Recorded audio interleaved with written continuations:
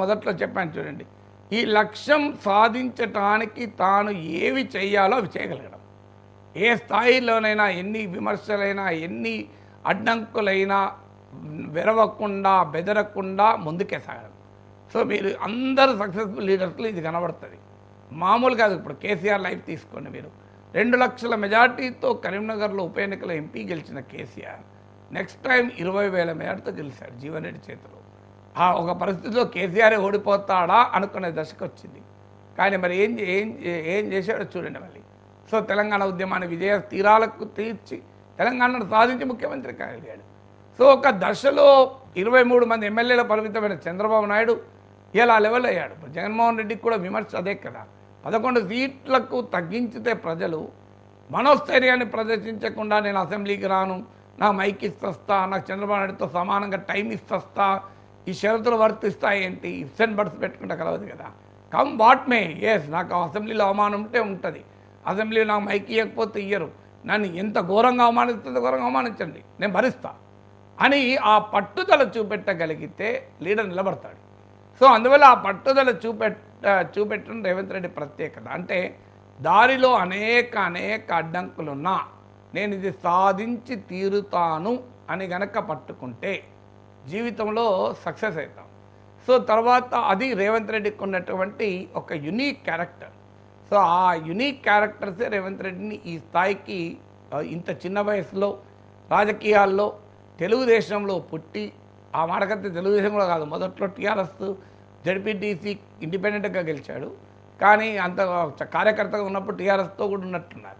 So అక్కడి నుంచి ఇక్కడికి వచ్చి టీఆర్ఎస్తో ఉన్నది చాలా, అది కార్యకర్త స్థాయి కనుక తీసేస్తే టీడీపీ వర్కింగ్ ప్రెసిడెంట్గా ఉండి కాంగ్రెస్ పీసీసీ ప్రెసిడెంట్ అయి ఇంత తక్కువ కాలంలో ముఖ్యమంత్రి కాగలిగాడు.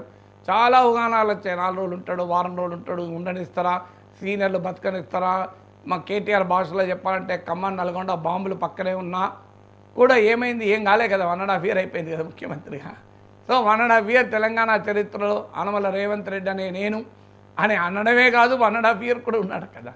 సో అందువల్ల ప్రతి నాయకుల్లో ఏదో ఒక శక్తి ప్రత్యేకత ఉంటేనే వారు ఆ స్థాయిలో ఉంటారు. సో లైఫ్లో ఛాలెంజెస్ను ఎదుర్కోగలిగిన వ్యక్తి, ఛాలెంజెస్ను ప్రేమించిన వ్యక్తి, ఛాలెంజెస్ను ఫేస్ చేసినప్పుడు మనోస్థైర్యాన్ని ప్రదర్శించిన వ్యక్తే సక్సెస్ అవుతారు.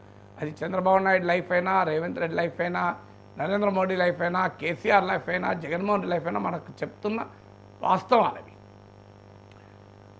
ఇక ఇండియన్ ఎక్స్ప్రెస్ 2025 జాబితాలో 73rd పొజిషన్ దక్కించుకున్న పవన్ కళ్యాణ్ గురించి కూడా మాట్లాడుకుందాం. అపజయాల బాటలో విజయ తీరాలకు చేరిన అలుపెరగని నాయకుడు అంటూ ఇండియన్ ఎక్స్ప్రెస్ అభివర్ణించింది సార్. సో పవన్ కళ్యాణ్ ఈ మధ్యకాలంలో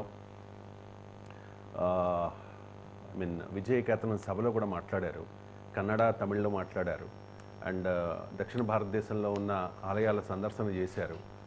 తర్వాత అంటే సౌత్ ఇండియా ఫోకస్గా పవన్ కళ్యాణ్ వ్యూహాత్మకంగా వెళుతూ ఉన్నట్టుగా కనిపిస్తోంది. So Pawan Kalyan south India focus వెనుక ఉన్న వ్యూహం ఏంటి? అంటే టూ ఎర్లీ టు సే. యాక్చువల్గా మీరు అన్నట్లు కొంత సౌత్ ఇండియా వైపు చూస్తున్నాడు, ఫోకస్ అన్నాడు కన్నా చూస్తున్న మాట నిజం.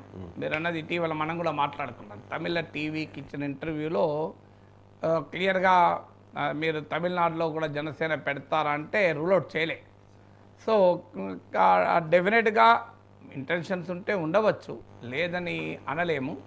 కానీ బట్ వెరీ ఎర్లీ ప్రిడిక్షన్ ఏం జరుగుతుంది, పవన్ కళ్యాణ్ జనసేన ఆంధ్రప్రదేశ్ దాటి ఇతర రాష్ట్రాల్లో పెడితే అంత ఈజీ కూడా కాదు. ఇలా చాలా అనుభవాలు ఉన్నాయని గతంలో కూడా చెప్పాను. Samajwadi party, Trinamool Congress, Nationalist Congress party, ఇలాంటి పార్టీలు చాలా ప్రయత్నాలు చేసి తమ కోర్ స్టేట్ దాటి పెద్దగా ఎక్స్పాండ్ కాలేదు. బహుజన్ సమాజ్ పార్టీ లాంటి పార్టీలు కూడా తన కోర్ స్టేట్ అయిన యూపీ దాటి పెద్దగా ఎక్స్పాండ్ కాక ఆఖరికి యూపీలోనే వీక్ అయ్యాయి. తెలుగునాట